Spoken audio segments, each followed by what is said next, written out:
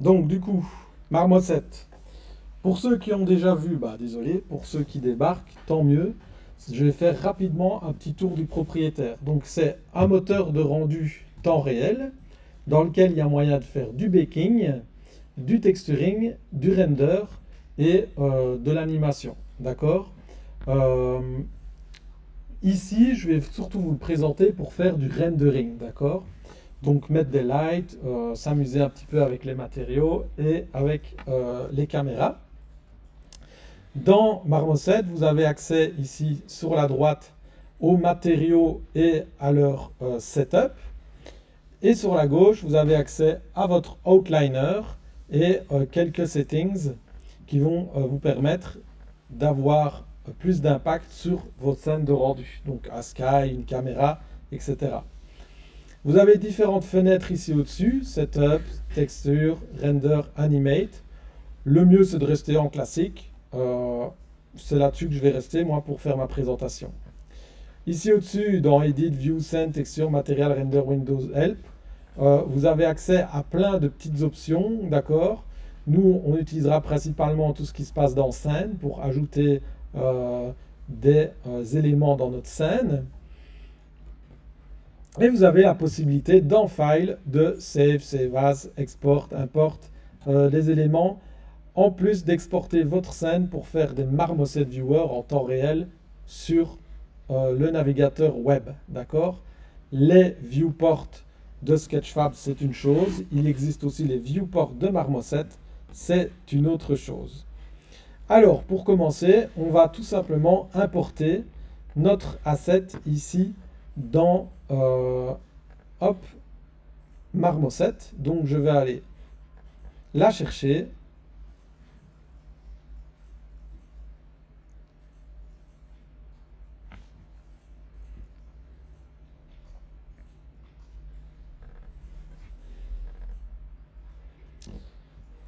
Et je vais prendre mon low poly. D'accord. Low poly que voici.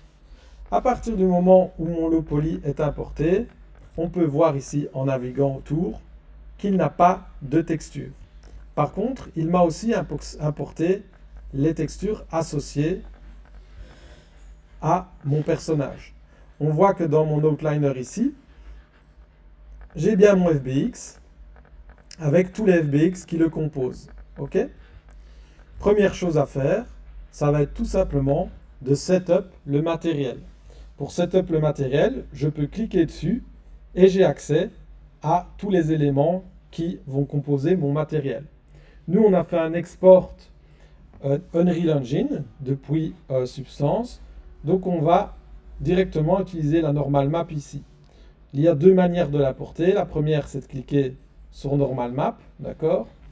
Et la deuxième, c'est de glisser directement la texture, d'accord, dans le slot. Ici, j'ai ma normale qui est ici.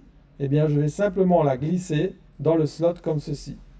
Je vais faire pareil pour la color map qui va aller dans albedo. Et je vais faire pareil. Je vais prendre celle-là. Et je vais faire pareil pour la ORM, donc la map d'occlusion roughness metalness. Et je vais la glisser dans roughness map et dans metalness. D'accord. Alors, hop. Il y aura encore d'autres choses, mais je vais me contenter de ça pour l'instant. En glissant ces maps-là, je fais attention que ma normal map soit bien en flip Y. D'accord. Parce que la normale, depuis Substance, doit être flippée pour fonctionner correctement dans Marmoset.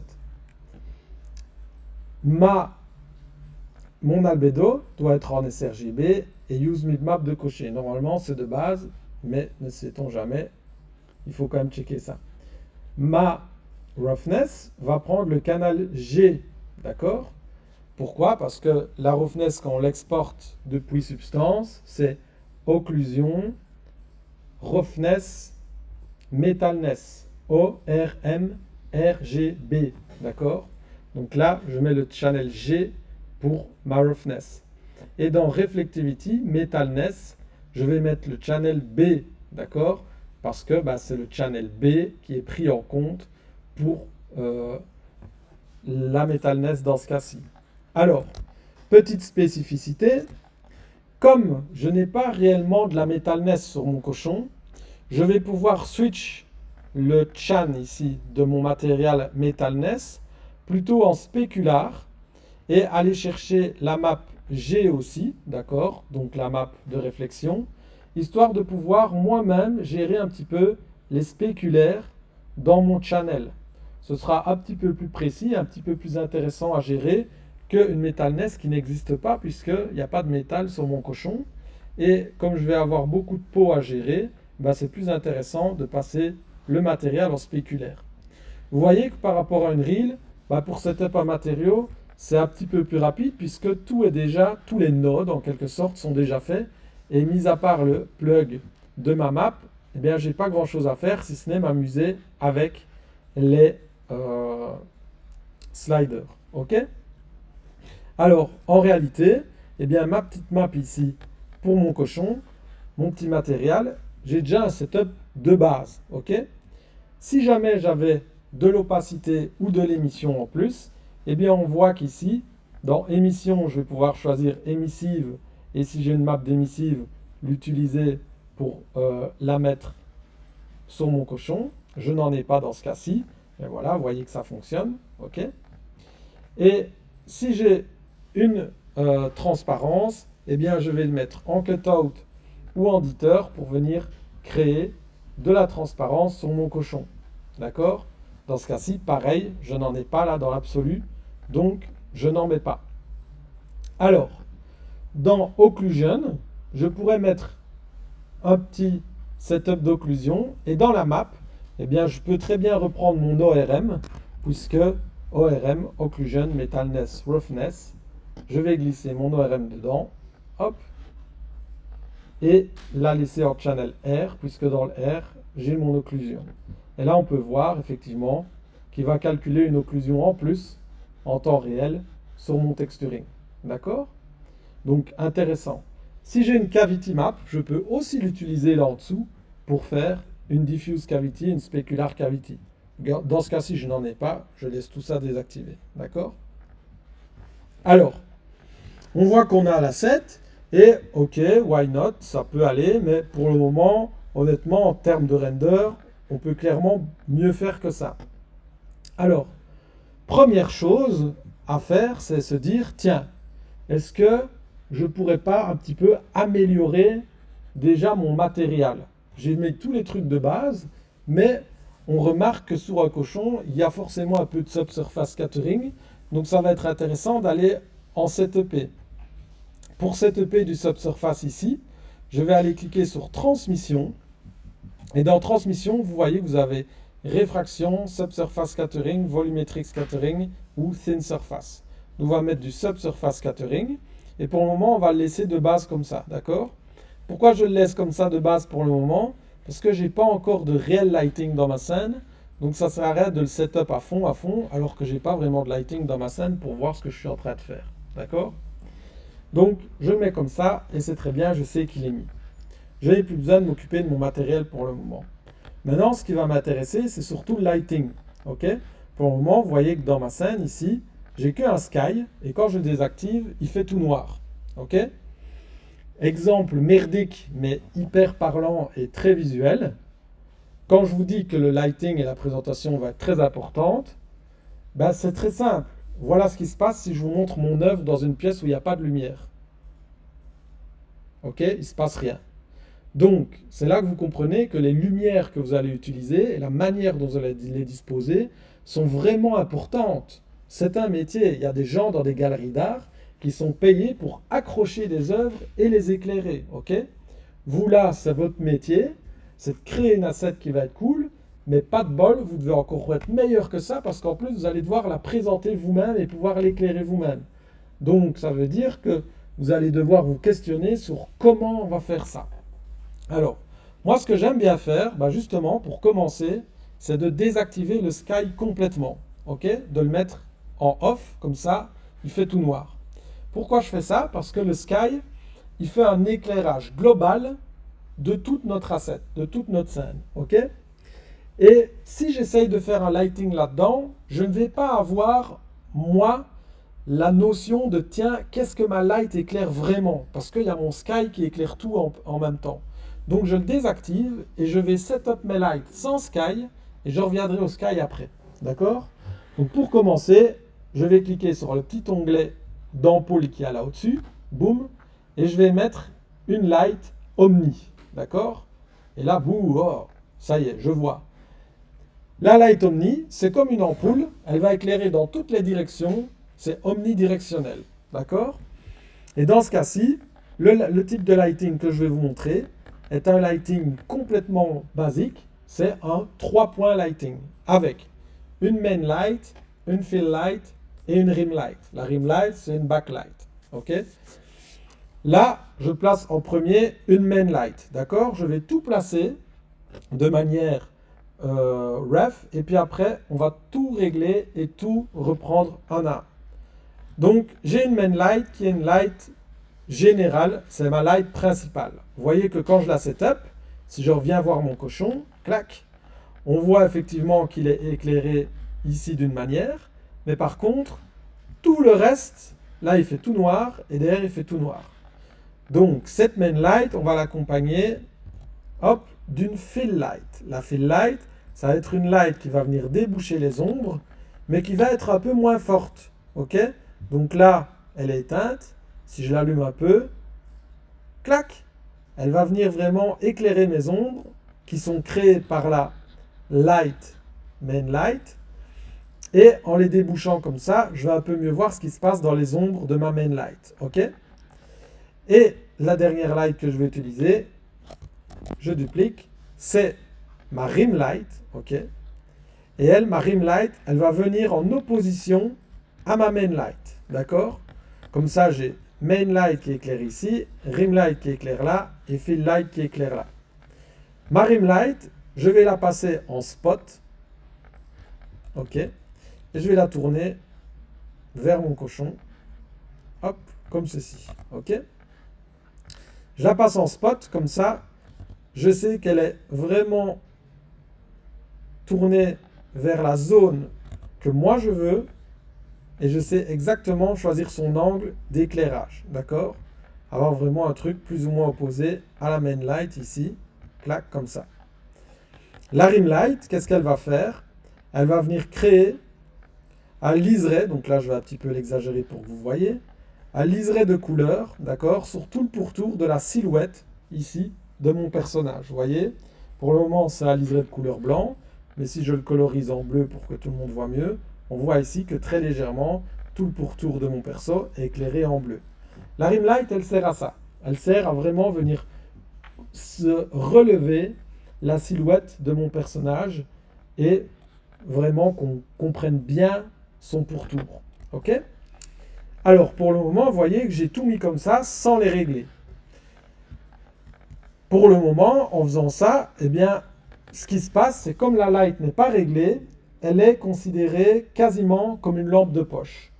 Si je prends une lampe de poche, d'accord, dans ce cas-ci, la lampe de mon téléphone, et que j'éclaire ma main devant le mur, vous voyez que l'ombre de ma main sur le mur est vraiment très très sharp. Ok? On voit très fort le bord de l'ombre. Ok? Le fait d'avoir une ombre très sharp comme ça, eh bien, ça donne très fort un effet lampe de poche. Or, l'effet lampe de poche, il n'est pas très réaliste. Là, éclairer notre cochon à la lampe de poche, bah, c'est pas ouf. Ça donne pas un truc très réaliste. Donc, je vais avoir envie que l'ombre, elle soit beaucoup plus smooth, comme l'ombre que ma main projette maintenant sur le mur. Elle a une ombre, mais cette ombre, elle est beaucoup plus diffuse. D'accord? Pour régler ça, dans mes lights, je vais jouer avec la shape de ma light. Je vais passer la shape de ma light en rectangle. D'accord? Pourquoi je la passe en rectangle? Comme ça, je vais pouvoir modifier, regardez ici la shape, la forme de mon éclairage et du coup, les ombres que l'éclairage va projeter. Donc, je vais rééteindre les autres lights pour l'instant pour que vous compreniez ici ce qui se passe. J'ai mon éclairage principal et ça, c'est comme il éclaire de base. Donc, regardez les ombres qui sont créées sous mon nez, dans ma bouche, etc. Et regardez-les une fois que je commence à lui donner une forme. Regardez-les, regardez-les, regardez-les. Hop, qu'est-ce qui se passe?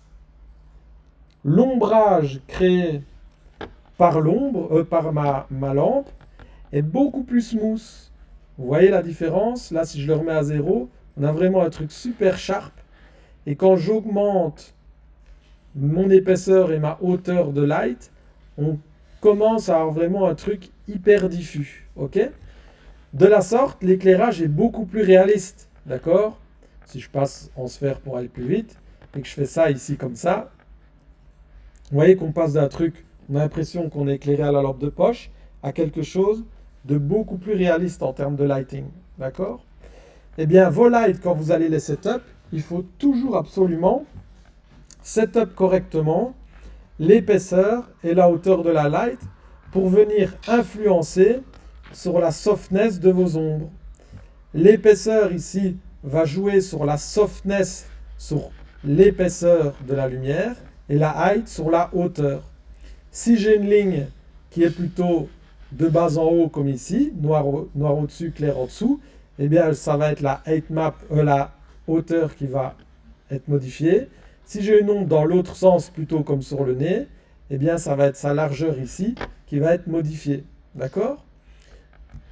Alors, là, du coup, ma main light, je vais un petit peu la setup pour avoir un truc un petit peu plus intéressant en termes d'ombrage, pas avoir un truc trop sharp. Et je vais rallumer les autres lights et je vais aussi les setup pour pas avoir des ombres qui vont être trop dures partout. D'accord? On peut avoir des ombres dures, mais si elles sont trop dures, ça devient inintéressant. D'accord? Et ça devient trop sharp. Regardez ici l'ombre qui est créée par ma rim light. Je vais modifier la forme de ma rim. Hop, rectangle. Et regardez ce qui se passe. Boum, vous voyez comme ça devient beaucoup plus intéressant. Là, on a vraiment un trait, je zoome vraiment fort pour qu'on voit, un trait ici qui est très sharp. Et dès que je modifie l'épaisseur de ma light, mon trait devient beaucoup plus soft. Ok? Ma light devient beaucoup plus soft, beaucoup plus réaliste, beaucoup plus intéressante. Et ma fill light, c'est pareil. Ici, on voit qu'elle vient générer quelques petites ombres dans la bouche, là, à cet endroit-ci, par exemple. On voit la ligne très sombre qu'il y a là, si je fais on-off. C'est la fill light qui vient créer cette ombre-là. Eh bien, rebelote, si je la passe en rectangulaire, je vais pouvoir la smooth très légèrement, histoire d'avoir un ombrage qui va être beaucoup plus intéressant. Ok? Une fois que j'ai fait ça, eh bien, j'ai un setup basique de lighting et je vais pouvoir un petit peu le tweaker les placements, tweaker les puissances pour vraiment commencer à jouer avec le lighting. D'accord? J'ai fait le setup de base et maintenant le fait de jouer avec le lighting, je vais vraiment arriver à chercher et trouver un positionnement qui m'intéresse. Ok?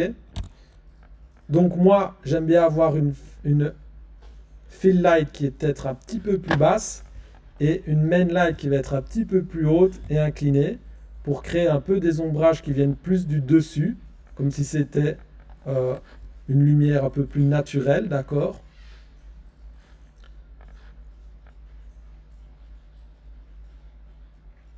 Voilà. Je vais un petit peu déboucher toutes les ombres que j'ai encore dans la bouche, dans le nez, etc.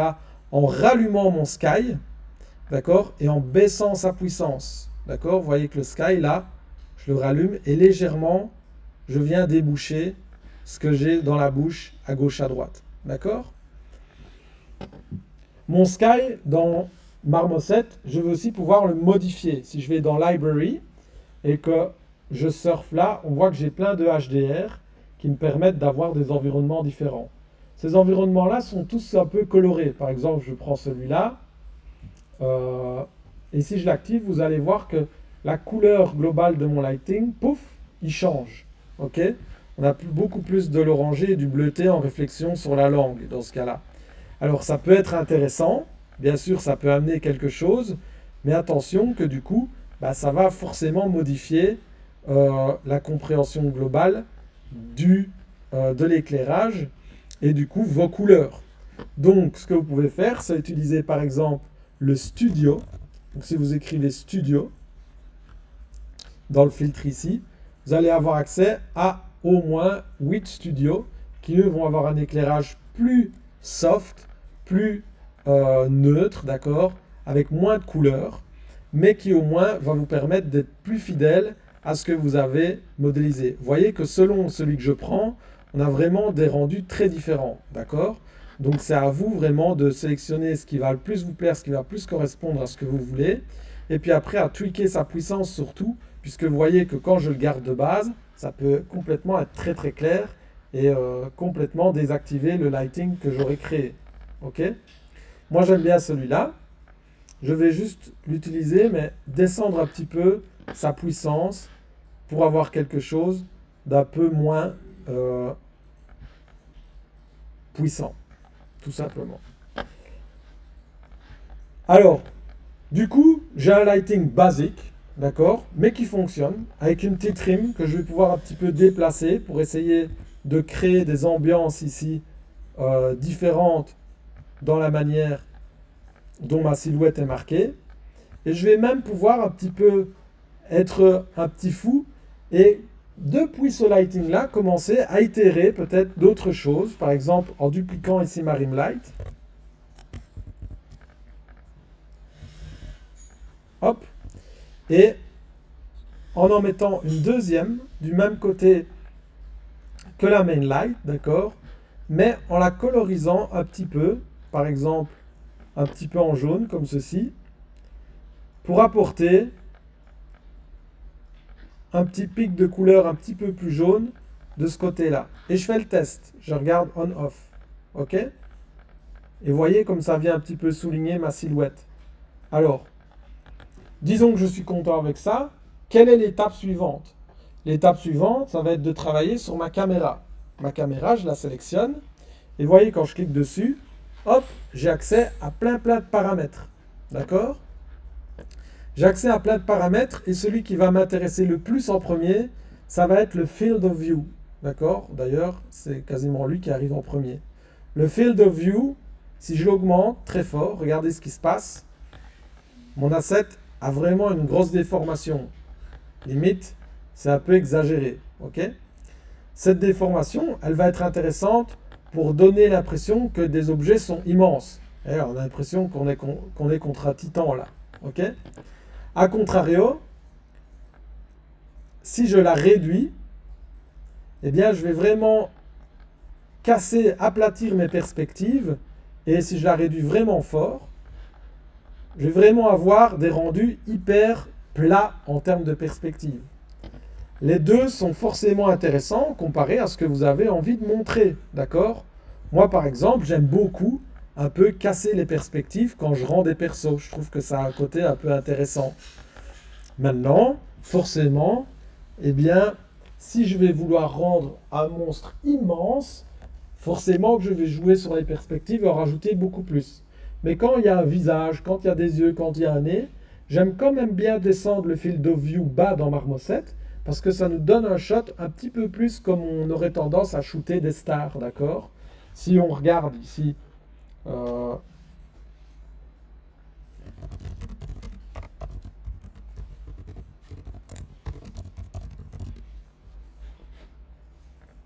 la différence du field of view sur un visage.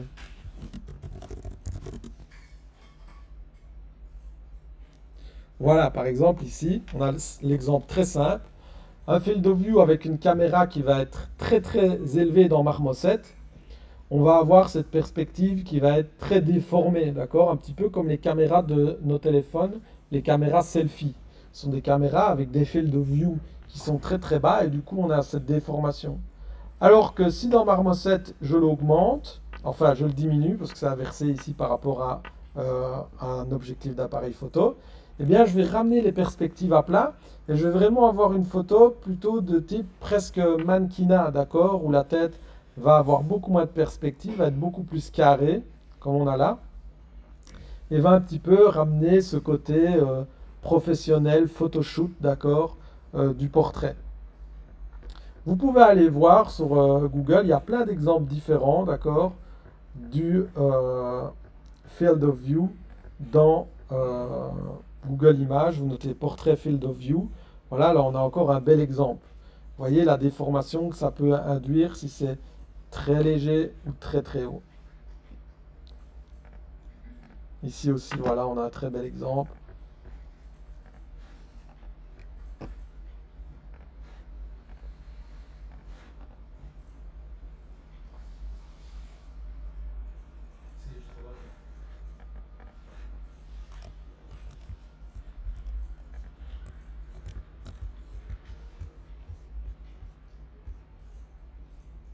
Voilà, vous avez la même personne, ok? Vous voyez que avec un field of view qui va être très élevé dans Marmoset ou très bas ici, on a vraiment des grosses déformations et dès qu'on augmente, on va vraiment aplatir très très fort les perspectives, ok? Alors rebelote, quand on fait un rendu, c'est un petit peu à la personne qui rend l'asset de se dire, bah tiens, là j'aimerais bien plus ce sentiment-là, là j'aimerais bien plus ce sentiment-ci. Eh bien, moi, dans ce cas-ci, j'aime bien un petit peu casser la perspective pour mon cochon.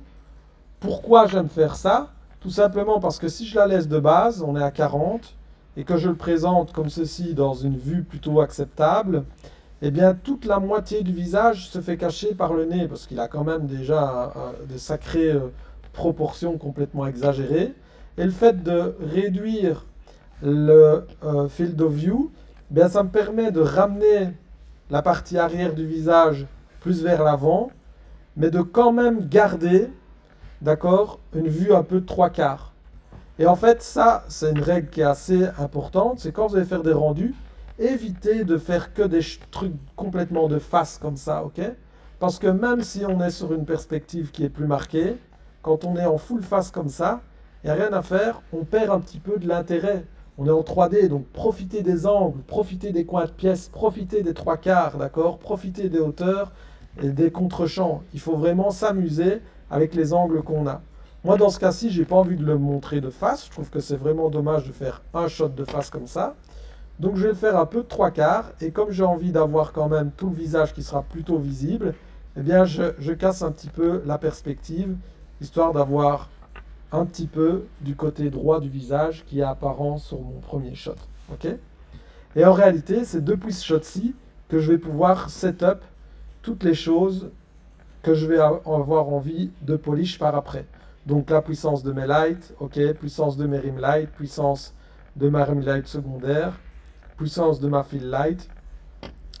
Je vais les déplacer, les setup du mieux que je peux, gauche-droite, modifier les réflexions qu'elles vont créer dans les yeux, vraiment m'amuser. Là, j'en ai fait que 4, mais selon ce que vous avez envie d'avoir comme résultat, bah, il n'y a pas de limite en quelque sorte, d'accord? Euh, Dans certains jeux, certains films, on va parfois avoir 2000 lights sur une scène juste parce qu'on veut un certain rendu, d'accord? Là, j'exagère, pour un petit cochon, on ne va pas faire 2000 lights, mais à partir du moment où vous avez un lighting basique, 3 points lighting, libre à vous de l'itérer pour faire vraiment des choses qui vous plaisent, ok? C'est artistique, il n'y a rien à faire. Plus vous allez vous amuser, expérimenter, plus vous allez trouver des petites techniques, des choses que vous aimez bien faire pour la présentation de vos objets. N'hésitez pas à jouer avec les réflexions. Vous voyez que là, la rimlight que je suis venu rajouter, elle vient vraiment nous faire ressortir un peu de spécularité sur la peau du perso. Pour le moment, bah, moi, je suis un peu déçu. Il n'y a pas beaucoup de réflexion dans les yeux. Donc, ça va être intéressant de pouvoir aller chercher de la réflexion dans les yeux, avec de la light, avec de la spécular, avec de la roughness dans mon texturing, retourner peut-être dans Substance pour aller tweaker, avec un deuxième globe oculaire qui peut venir autour sur lequel je crée un matériel en plus ici qui va avoir plus de brillance. Vous voyez, par exemple, si je le prends et que je glisse dessus, eh bien, je peux tout à fait, dans ce cas-ci, puisque c'est un objet séparé, modifier en temps réel le matériel que j'utilise. Donc, rien ne m'empêche de dupliquer le matériel que j'ai fait déjà là, et sur celui-là, juste aller mettre un petit peu plus de spécularité et de le placer dans les yeux. Et vous voyez que tout d'un coup, si je l'échange, hop, là, j'ai pas de réflexion. Boum, là j'ai boosté la spéculaire, j'ai une réflexion qui est beaucoup plus visible. D'accord? Et là alors, je commence à atteindre un petit peu ce que j'ai envie de créer. Par exemple, si j'ai envie d'un reflet encore plus poussé, bah, rien ne m'empêche de créer une omnidirectional light, de baisser sa puissance et de la faire impacter quasiment que l'œil. D'accord? Essayer d'avoir un reflet que dans l'œil. Et du coup, pour rendre un petit peu de vie comme ça à mon personnage, à mon cochon, parce que le reflet dans les yeux, c'est hyper important. D'accord? Donc là, je sais pas trop où on est, je vais la mettre un peu la booster. Lui donner un peu de shape. On est vraiment sur le bord. Hop.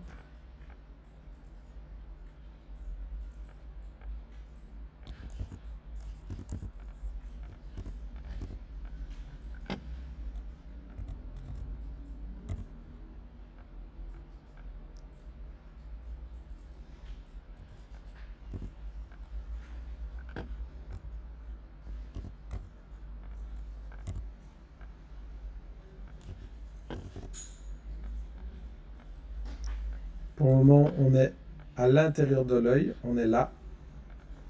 Avec ce reflet, on est ici. Si je zoome, vous allez le voir. Voilà, c'est ce reflet qu'il y a là. Ok? Et voyez que, juste pour l'exemple, bah, ce reflet-là, en réalité, il ne va pas tant impacter mon lighting, d'accord? Mais par contre, il va très fort impacter le reflet dans les yeux et la vie que je vais venir mettre dans l'œil, d'accord? Donc parfois, bah, ça peut être intéressant de juste avoir à certains endroits des reflets qui sont créés artificiellement comme ça, pour venir ramener un petit peu de vie dans un œil. J'ai un autre gros plane, voilà, c'est ma main light là qui vient créer un gros reflet à cet endroit-là. Ça peut peut-être être intéressant d'un peu jouer avec le placement pour essayer de le décaler. Voilà, de le décaler un peu par rapport au centre, d'accord? Tout ça, c'est toutes des choses auxquelles il faut faire attention pour ramener parfois un peu de vie dans un œil, ou tout simplement, des fois, pour les retirer. Des fois, on va avoir trop de reflets dans un œil et ce sera bien assez avec ce qu'on a à la base. Dans ce cas-ci, n'oubliez pas qu'en plus, on a modifié le reflet grâce à la duplication du modèle, du matériel de base que j'ai boosté. Regardez, si je le mets sur le corps, c'est horrible. Ça n'irait pas pour mon rendu. Mais juste dans l'œil, bah, ça va bien parce que ça me fait un reflet qui là va m'intéresser. D'accord? Vous voyez que si je le baisse, boum, j'ai plus aucun reflet dedans avec ma spéculare. D'accord? Alors, maintenant qu'on a un peu plus de lumière, ça va être intéressant aussi de pouvoir un petit peu jouer avec le subsurface scattering. D'accord? Dans l'œil, du subsurface scattering, on en a. Donc dans ce cas-ci, je vais l'augmenter. Et ce que je vais faire, c'est que le masque, là, je vais un petit peu l'augmenter aussi. Ce qui va venir créer un peu de transparence dans l'œil, qui ne sera pas toujours visible de full face. Mais si je prends ici ma peau et que je lui en mets, vous allez voir directement qu'il va y avoir un changement. Je vais l'exagérer pour que tout le monde voit. Là, par exemple, j'ai mis le subsurface scattering à fond. On dirait presque de la cire, d'accord? Ça veut dire que là, le modèle, il va très fort absorber la lumière, très fort la garder en lui. Là, c'est beaucoup trop, parce qu'en plus, j'ai même pas de masque spécifique, d'accord?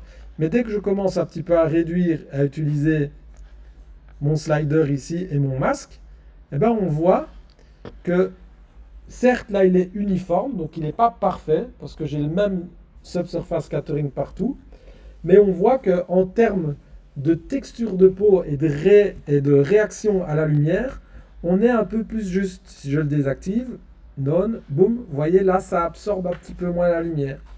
Tandis que si je le remets, subsurface scattering, boum, là on sent qu'il y a quelque chose qui se passe au niveau de la surface du corps du cochon. Ok, vous voyez, on-off. Alors, on peut utiliser l'albédo comme base de masque pour le subsurface scattering. Ça peut fonctionner. Vous voyez que du coup, je n'ai pas besoin d'apporter un masque spécifique. Qu'est-ce qu'il va faire? Il va se baser sur l'albédo pour proposer un subsurface scattering qui est un petit peu plus contrôlé que juste uniforme partout. Alors, dans ce cas-ci, là, avec mes lights, avec mon subsurface scattering réglé exactement comme j'aime, avec ma caméra qui a un field of view un petit peu plus intéressant, je commence à effleurer du bout des doigts un rendu qui va peut-être être intéressant. D'accord? Qu'est-ce qui va me manquer encore?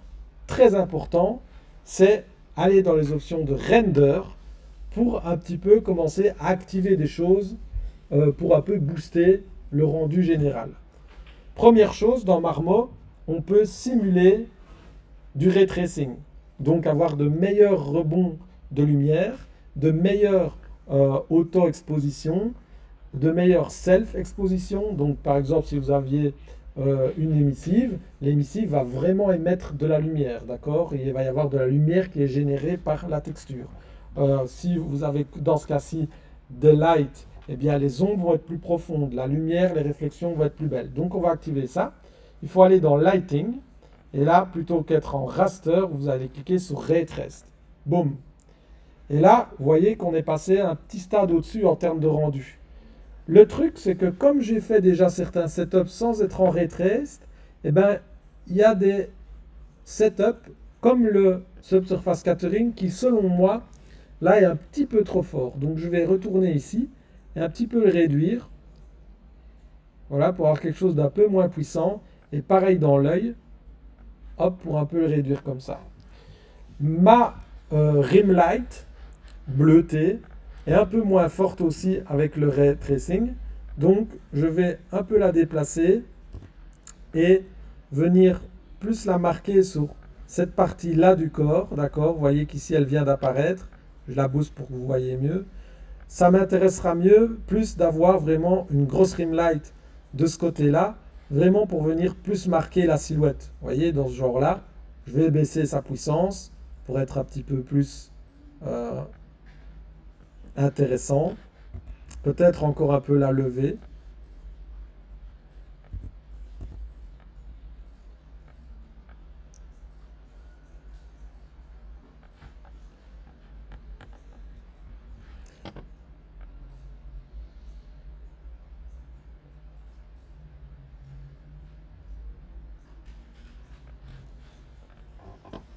Voilà.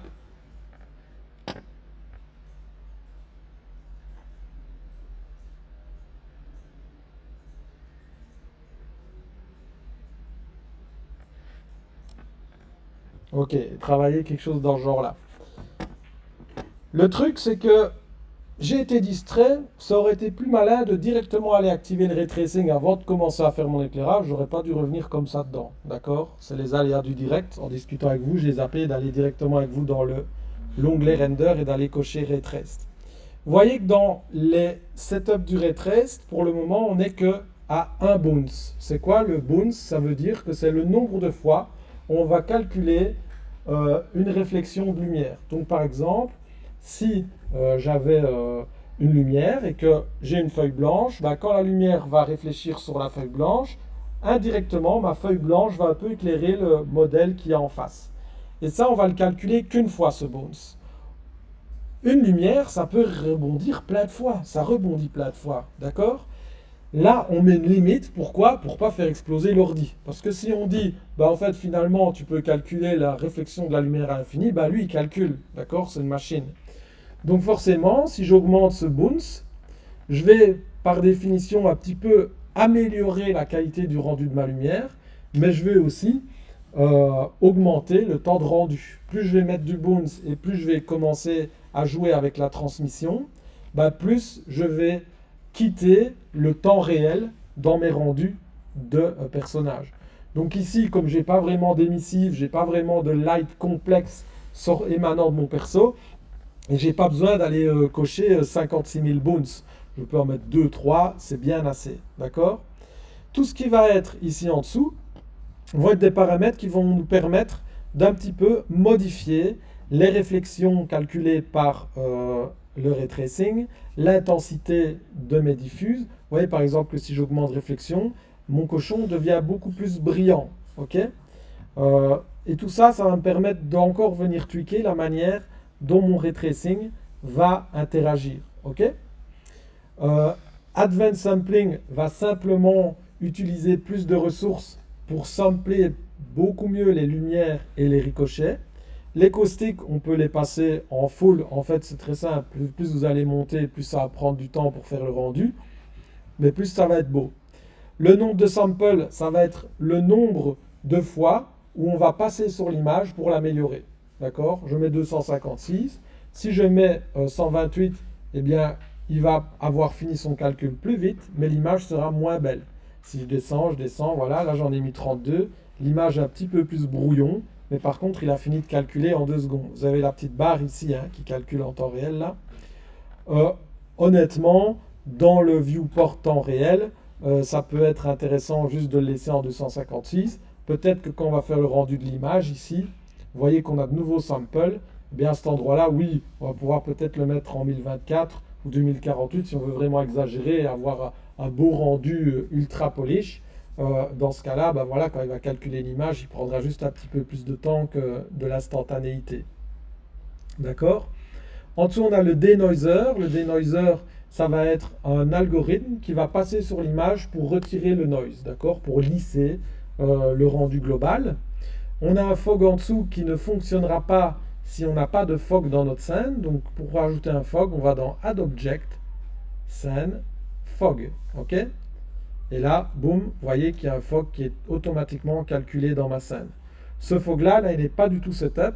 On va pouvoir le setup en jouant avec sa densité ici, en jouant avec son opacité, et puis bien sûr en jouant avec ses paramètres ici dans le ray traced. Ok? Alors, dans l'absolu, le fog va pouvoir être intéressant pour mettre un petit peu d'atmosphère, d'accord, autour du perso. Personne n'a dit de les cacher dans de la brume. Là, on parle vraiment juste de créer une atmosphère, une espèce d'atmosphère ambiante autour du personnage, d'accord? Là, j'en ai mis une. Vous voyez que indirectement, quand on voit l'image maintenant, on n'a pas l'impression qu'il est dans de la brume, mais par contre, on a l'impression qu'il se passe des choses autour de lui. Donc, super intéressant. Render caméra, ça va être l'endroit où vous allez pouvoir mettre peut-être plusieurs caméras pour, quand vous allez faire un render, faire peut-être plusieurs shots différents, de différentes positions ensemble. D'accord? Et render pass, vous allez pouvoir ajouter différentes passes de render. Par exemple, si j'ai envie d'avoir mon wireframe, d'accord, en même temps dans mon rendu, eh bien là je l'active dans le viewport pour que vous voyez, mais c'est pas parce que je fais un rendu comme ça qu'il sera visible sur mon image. Pour qu'il soit visible sur mon image, je vais devoir venir dans Final Composite et là cocher wireframe. Et là, oui, effectivement, j'aurai le wireframe en plus dans mon rendu. D'accord? Donc dans Final Composite, voilà, je vais pouvoir ajouter plein de choses. Je peux ajouter l'alpha mask, la depth, l'ID, lighting. Il y a vraiment moyen de sortir toutes sortes de renders par rapport aux maps qu'on a input, par rapport aux lumières, par rapport au wireframe, directement là-dedans. Ok?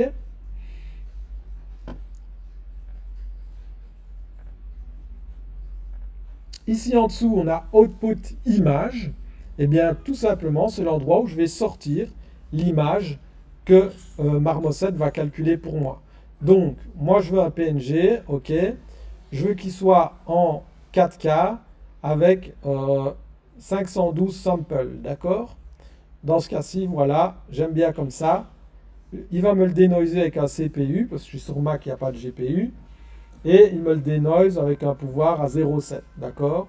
Je laisse la qualité du denoiser en high et je clique sur Render Image.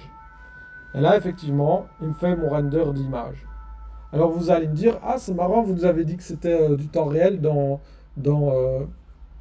Marmoset, mais là quand on fait le render d'image, il prend un peu de temps pour faire le render. Bah oui, c'est parce qu'en fait, là en parlant avec vous, j'ai été activé du ray tracing, j'ai augmenté le nombre de samples, j'ai commencé un petit peu à me faire plaisir au niveau du rendu. Donc forcément, plus on va rajouter des passes de rendering, plus on va rajouter du sample, bah plus quand on va faire un rendu de l'image, il va prendre un peu de temps pour calculer les choses, pour tout bien faire. Et là, bah, forcément, il l'a fait, je l'ai exporté sur mon bureau, et du coup, maintenant, sur mon bureau, j'ai accès à quoi? J'ai accès à l'image, voilà, qu'il a calculée pour moi. Ok? Alors, dans ce render-là, je vais pouvoir aussi faire des vidéos. Par exemple, si j'ai des animations pour mon personnage, je peux les jouer et les enregistrer. Ou bien tout simplement, je peux aussi faire un turnaround. Donc si je sélectionne mon objet et que je retourne dans Scene, Add Object, Turntable, Je l'ai mis maintenant enfant d'un turntable. Si je vais dans Animate et que je clique sur Play, boum, j'ai un turntable de mon cochon. Alors ça, pour moi, c'est le strict minimum, d'accord? C'est-à-dire que, comme on fait du jeu vidéo, je trouve vraiment dommage d'avoir sur des folios que des images. Si vous pouvez avoir à minima un turntable ou une petite anime, c'est quand même beaucoup mieux. Parce que bah, y a rien à faire, on fait des trucs qui bougent, on fait des environnements vivants. C'est vraiment dommage de ne juste qu'avoir des images. D'accord? Donc dès que vous avez la possibilité, à minima, un petit turntable, c'est quand même bien. Ok? Alors, jusqu'ici, on a vu turntable, on a vu comment exporter une image. Juste en dessous, vous avez l'export vidéo, ça fonctionne exactement comme l'image. On a vu comment mettre un fog, on a vu comment setup un peu des materials. Ok? Il reste encore quelques trucs pour le rendu. Premièrement, dans scène, pour le moment, mon objet, il flotte un peu, mon cochon. Je vais avoir envie de mettre un sol avec un peu des ombres. Et bien, dans scène, je vais faire Add Object. Et là, j'ai Shadow Catcher. Je clique. Et qu'est-ce qui se passe? Boum. Il va me mettre un plan automatiquement sous mon perso. Et ce Shadow Catcher, je vais pouvoir l'utiliser, hop, pour créer un peu des ombres ici en dessous. Et vous voyez que là, quand je joue avec le fade, j'ai une ombre qui va se calculer. Pour le moment, il flotte encore un peu, donc je vais un peu monter le Shadow Catcher pour qu'il soit bien contre, limite un peu dedans, très légèrement. Hop. Et avec ce radius, je vais pouvoir jouer pour avoir une grosse ombre, une petite ombre, etc., etc. Je vais pouvoir calculer l'opacité de cette ombre et je vais pouvoir même mettre une texture pour que l'ombre, bah, par exemple, ne soit que en cercle, soit en croix, soit en X ou Y, bref, ok? Je vais pouvoir vraiment jouer avec ça. Du coup, maintenant, c'est un peu mieux parce que mon personnage, il est ancré sur un sol.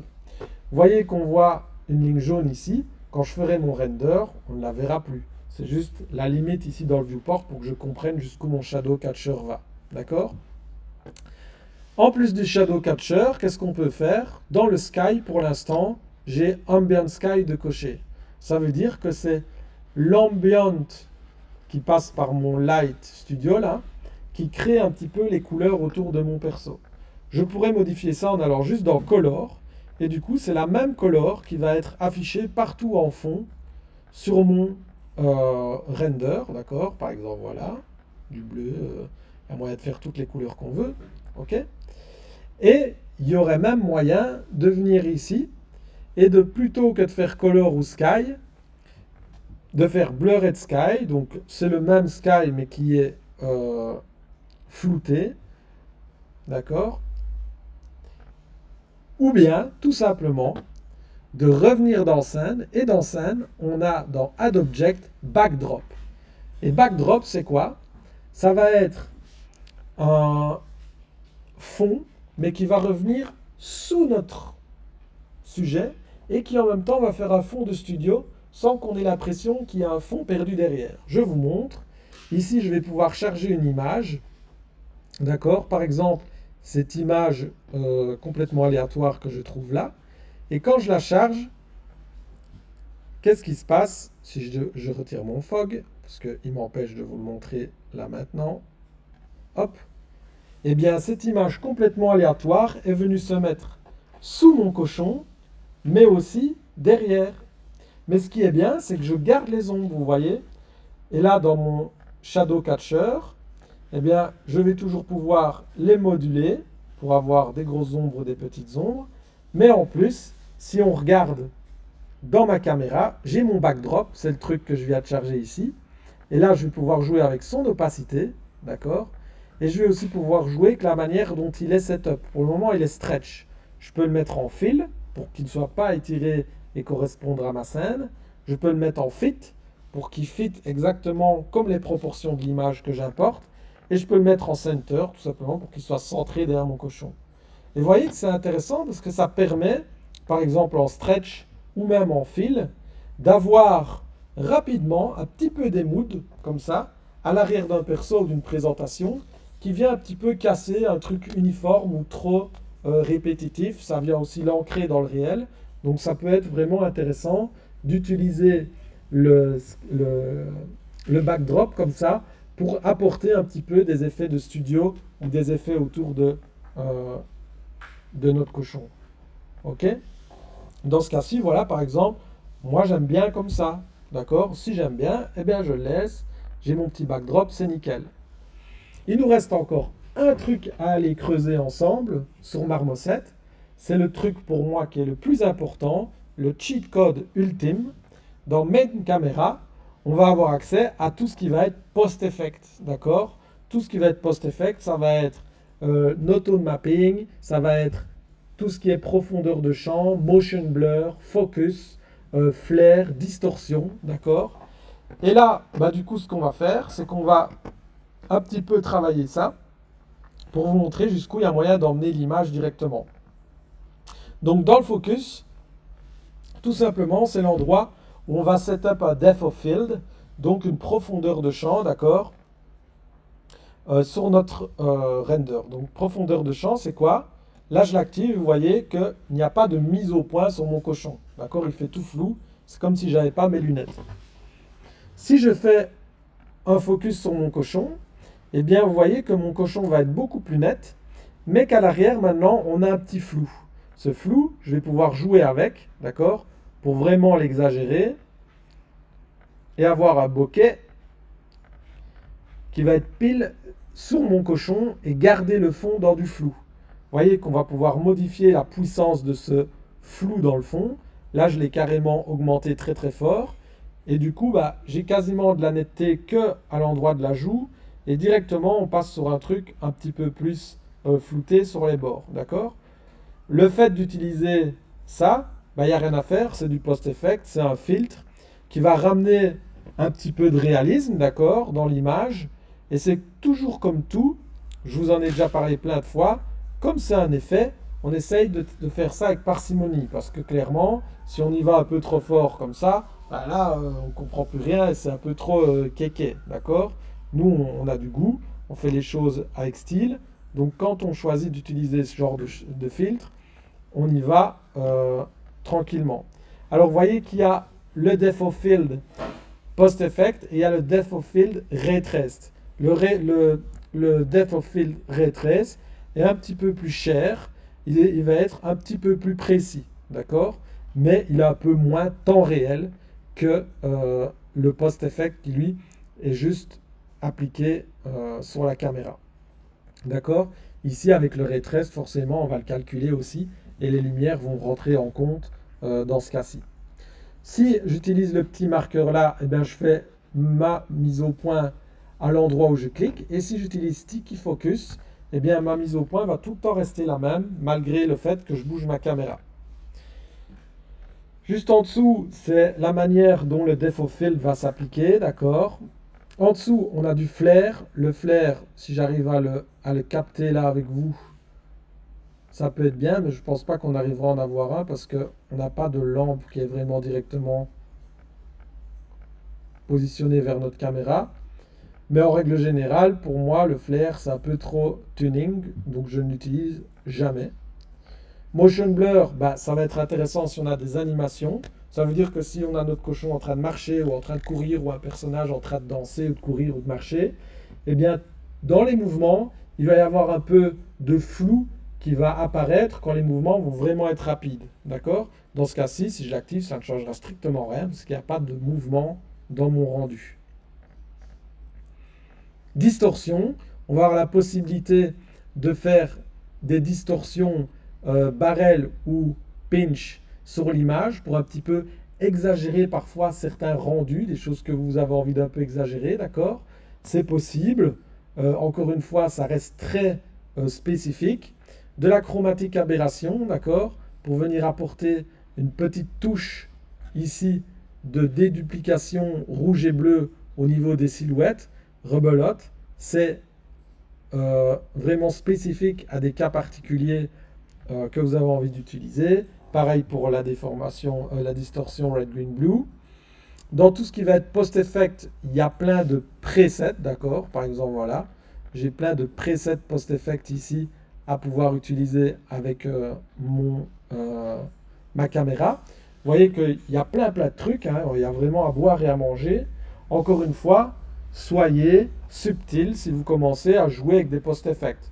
Moi, je suis plutôt pour dire qu'on reste sur des choses de base, mais qu'on va filtrer ou gérer nous-mêmes. Par exemple, ici, pour le tone mapping, j'aime bien me mettre en access parce qu'on va pouvoir aller rechercher des choses dans l'image qui vont être vraiment intéressantes. Mais vous voyez que quand on passe en access ici, il y a tout un réglage à devoir refaire au niveau de nos shadows, de nos exposures, de nos contrastes, pardon, etc. Donc, une fois qu'on repasse en access, il faut vraiment revenir éclairer correctement toute la scène, mais ça va nous permettre de pouvoir aller chercher des contrastes et des balances d'images qui sont vraiment plus intéressantes qu'avec un tone mapping de base, d'accord? On va un peu augmenter la clarté.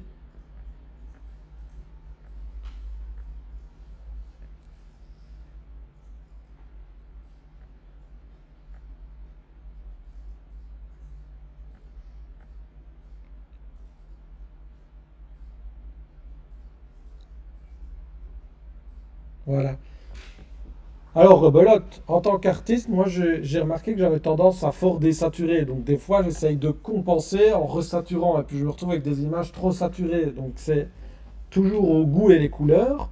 Mais partez du principe que quand vous allez désaturer une image, forcément, vous allez ramener un petit peu de réalisme parce que c'est fort désaturé, la vie, d'accord? Mais si vous partez sur des trucs qui vont être plus saturés, on va repartir vers un truc plus cartoon, plus stylisé, ok? Donc vous pouvez vraiment jouer avec ça. Ce qui va être intéressant, forcément, c'est de trouver la balance par rapport à ce vers quoi vous allez. Euh, des fois, remettre un petit peu de désaturation sur quelque chose qui va être plus réaliste, bah, ça va renforcer le côté réaliste et vice-versa si c'est du stylisé. D'accord?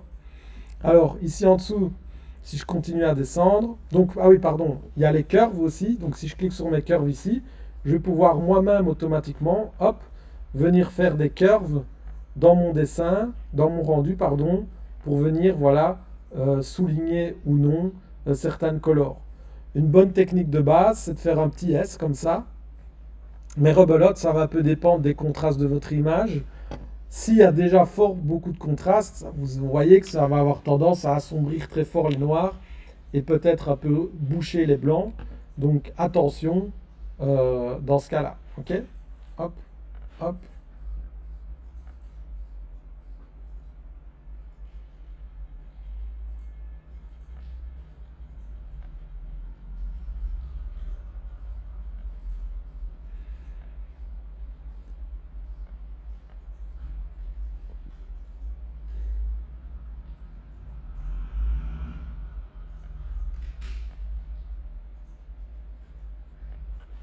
Ok. Alors, en dessous, dans Sharpen, eh bien, c'est simplement un Sharpen qui vient s'appliquer sur la caméra. D'accord? Vous voyez que quand j'augmente, je le mets à fond ici. Je ne sais pas si on voit bien au projet, mais on va avoir des textures et un rendu qui est beaucoup plus crisp, mais aussi beaucoup plus noisy. D'accord? Donc, c'est intéressant d'utiliser un peu de Sharpen pour venir un peu relever certains détails. D'accord? Mais faites attention, de nouveau, c'est comme ce que j'expliquais tout à l'heure dans le texturing. Le bloom va venir nous apporter un côté un peu dreamy comme ça. Ça peut être intéressant si on a des lights avec beaucoup de réflexion ou si on veut vraiment jouer sur ce côté voilà, un petit peu rêveur, un petit peu glow up, glow pardon, de la scène. Pourquoi pas en mettre un peu, ça dépend vraiment ce que vous voulez. Ça c'est pour moi c'est vraiment des filtres voilà qui ça dépend, c'est du cas par cas. Le vignettage va pouvoir être intéressant pour recentrer un petit peu l'attention sur le perso. Vous voyez que très très peu, comme ça peut toujours être intéressant, histoire de ramener vraiment l'attention au centre. Attention, si vous faites plusieurs screenshots pour faire un turnaround, ce qui va se passer, c'est que quand vous allez les monter dans Photoshop, vous allez avoir forcément un dégradé de couleur sur les bords si vous faites ça. Donc il faut bien avoir ça en tête quand vous le setupez. Et le grain, c'est une manière de venir remettre du grain dans l'image au cas où on est trop lisse. Donc là, je vais l'exagérer pour que vous voyez. Hop, grain size et grain density. Digital. Alors, dirt density, on s'en fout. Nous, c'est grain density. Voilà. Vous voyez que on peut ramener beaucoup de dirt dans une image, beaucoup de grains. Euh, Ça va être intéressant pour casser un côté trop lissé. D'accord? Donc, encore une fois, si on ramène un peu du grain dedans, on fait gaffe à pas complètement casser l'image. Ok?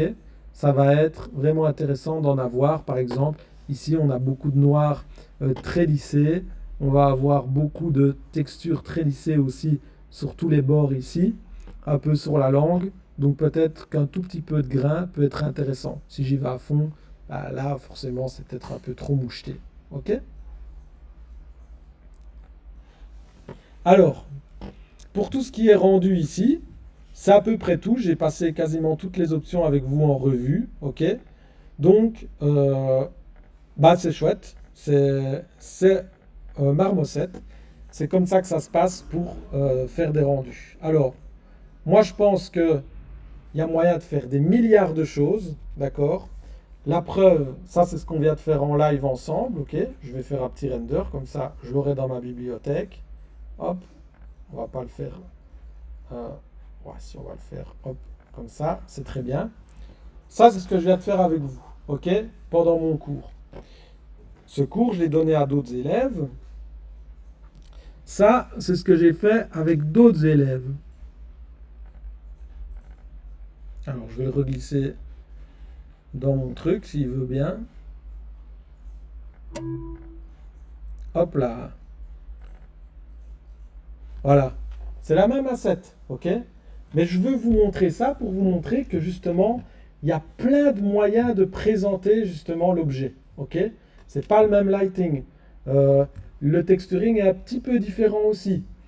C'est pas le même mood, ok? On ne fait pas passer les mêmes messages de celui qu'on vient de faire là et celui qu'on vient de faire ici, ok? C'est pas la même ambiance.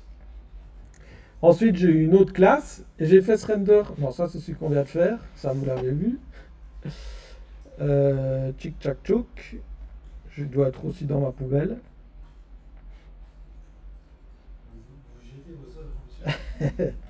C'est des œufs faits en classe. C'est pas non plus. Casse pas trois pattes à un canard. Mais bon. Tchouk, tchouk, tchouk. Voilà. J'ai celui-ci en plus. D'accord, qui n'a rien à voir. Et là, je me suis même amusé à faire des petits poils. D'accord? Mais vous voyez comme d'un à l'autre, on peut vraiment avoir des moods et des rendus qui vont être un petit peu différents. Certes, l'asset c'est la même, d'accord? Mais le lighting, la manière de travailler la peau, la brillance de la peau.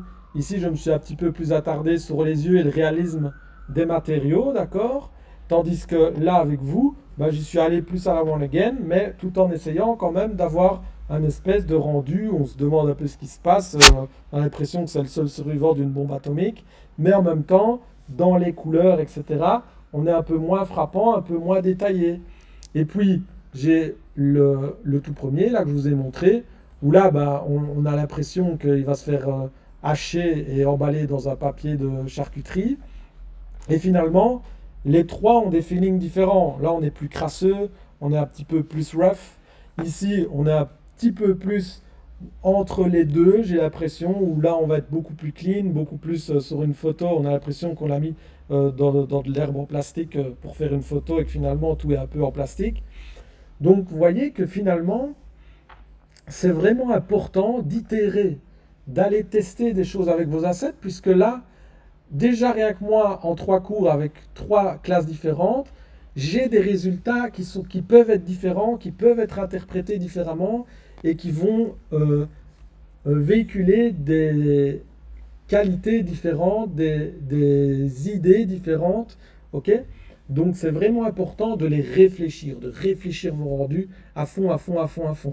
De les intégrer si vous avez de les intégrer, de tester des lightings différents, puisque là vous avez trois lightings complètement différents, d'accord?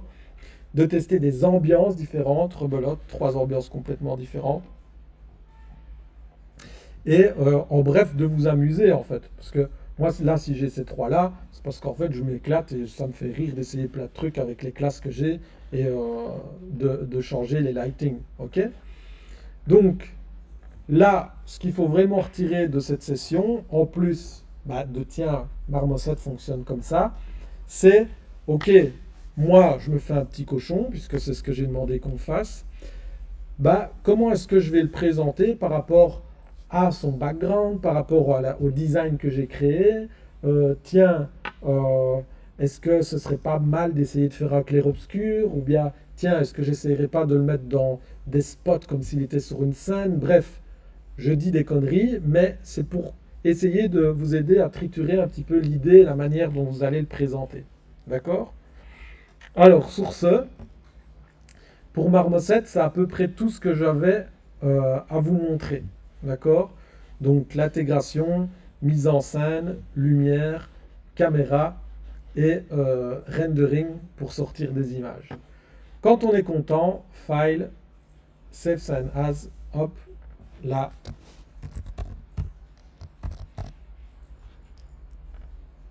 Marmo 2, saved. Et puis ensuite, quand on a fait notre save, tout bêtement, comme dans tous les programmes de la planète, on peut simplement la réouvrir et repartir avec un render directement en launchant la scène. D'accord? Voilà. Et vous voyez, boum, je l'ai déjà pour faire mon petit rendu comme avec la classe que j'ai eue avant vous l'autre jour. Ok? Et donc du coup, je peux vraiment switcher comme ça entre mes scènes et faire plusieurs renders pour mon folio. Pourquoi c'est intéressant? Parce que sur votre folio, euh, vous allez devoir un petit peu tester ces rendus-là. Et on arrive à la deuxième étape du cours. Si je prends ici ArtStation,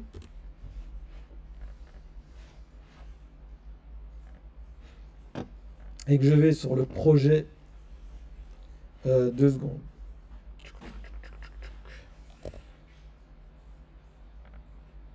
Merci les amis d'OBS et bonne journée.